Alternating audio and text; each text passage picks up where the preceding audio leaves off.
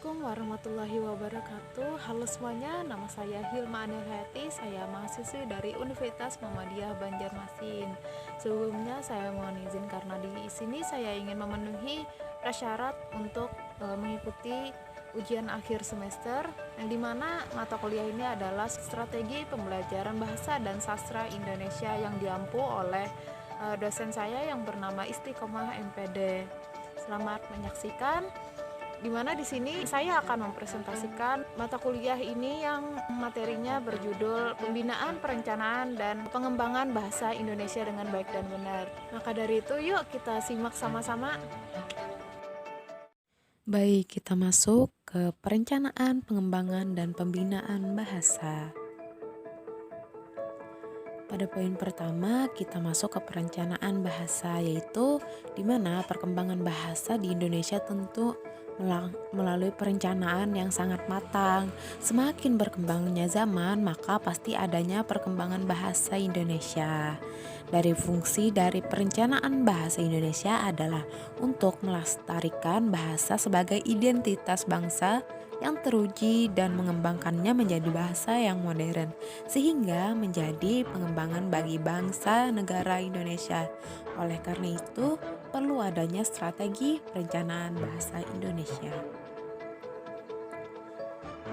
Kemudian kita masuk ke strategi perencanaan bahasa Indonesia. Sebagai masyarakat yang baik, wajib adanya memuat strategi perencanaan bahasa Indonesia. Banyak zaman sekarang lebih mengutamakan bahasa asing ketimbang melestarikan identitas negaranya sendiri. Tetapi ada beberapa upaya pemerintah yang masuk dan strategi perencanaan, yaitu pemerintah melalui Menteri Dalam Negeri dengan mengeluarkan surat keputusan kepada gubernur bahwa agar papan-papan nama dunia usaha perdagangan di seluruh Indonesia yang menggunakan bahasa asing agar diubah menjadi bahasa Indonesia. Baik, kita lanjut. Lalu bagaimana sih implementasi perencanaan bahasa Indonesia di Indonesia ini?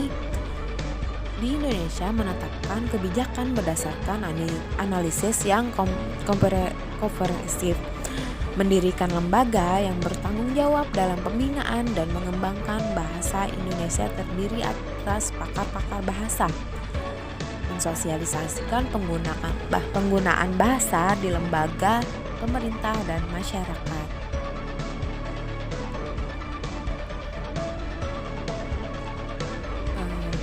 Lalu bagaimana sih pengembangan bahasa itu? Pengembangan bahasa Indonesia menjadi tombak kekuatan yang menyatukan bahasa Indonesia. Sebuah proses menakjubkan yang dikagumi oleh banyak ahli yang di banyak bahasa di seluruh Indonesia atau seluruh dunia bahkan.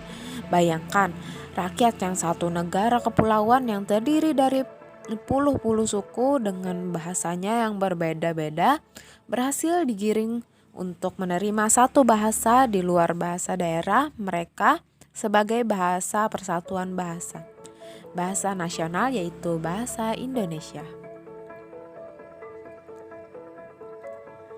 Kemudian kita sepatutnya harus ada kesadaran dalam berbahasa. Bahkan bisa dibilang seiring berkembangnya zaman, bahasa Indonesia terus mengalami perbaharuan. Pengembangan kesadaran berbahasa Indonesia sebagai alat komunikasi efektif dilakukan sebagai upaya menjunjung tinggi sejarah bahasa dan bangsa Indonesia.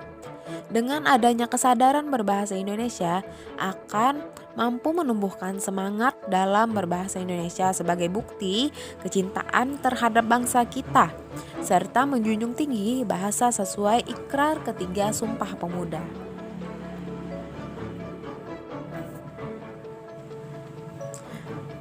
Adanya pengembangan tentu adanya perlindungan.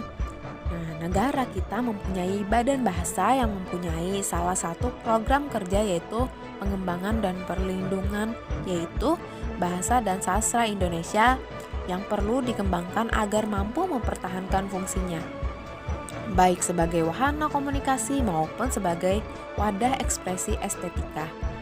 Dengan demikian, upaya peningkatan mutu penggunaan bahasa serta mutu penelitian bahasa dan serta dapat dilakukan dengan baik melalui pengkajian, pembakuan, perlindungan, serta publikasi dan informasi.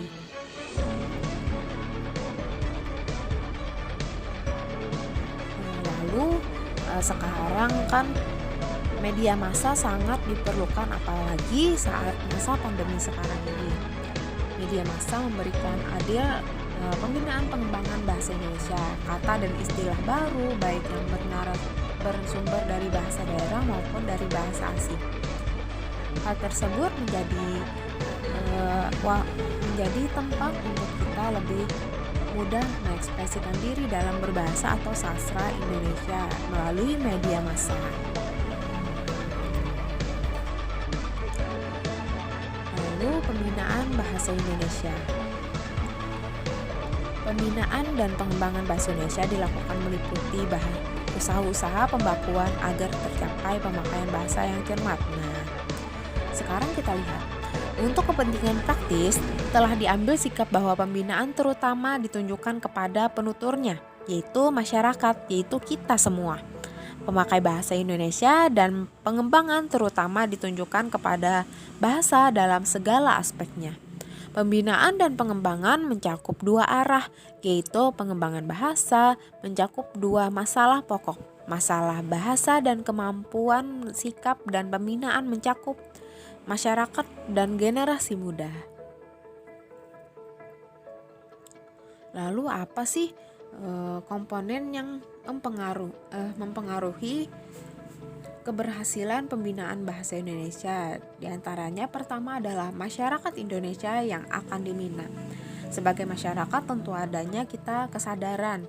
Seperti yang saya sudah bilang tadi bahwa kesadaran kita dalam berbahasa patut lebih dikembangkan lagi, tapi bukan berarti mengubah identitas bangsa kita yang harusnya berbahasa Indonesia dengan baik dan benar. Yang kedua, adanya proses pembinaan. Maka dari itu perlu adanya lembaga badan bahasa yang membuat pembinaan bahasa Indonesia itu bisa berjalan dengan baik dan benar. Yang ketiga adalah hasil pembinaan.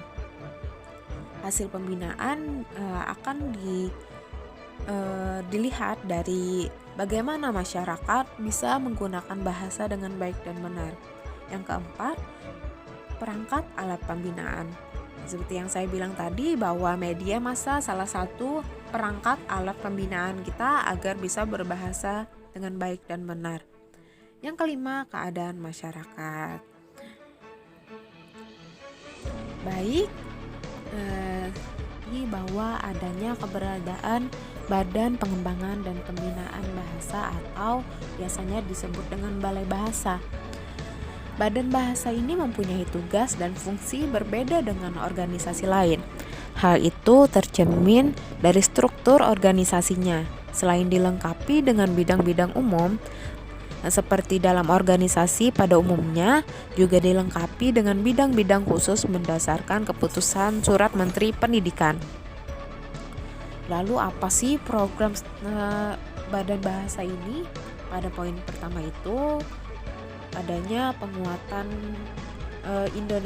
penguatan bahasa Indonesia sebagai bahasa pengantar pendidikan.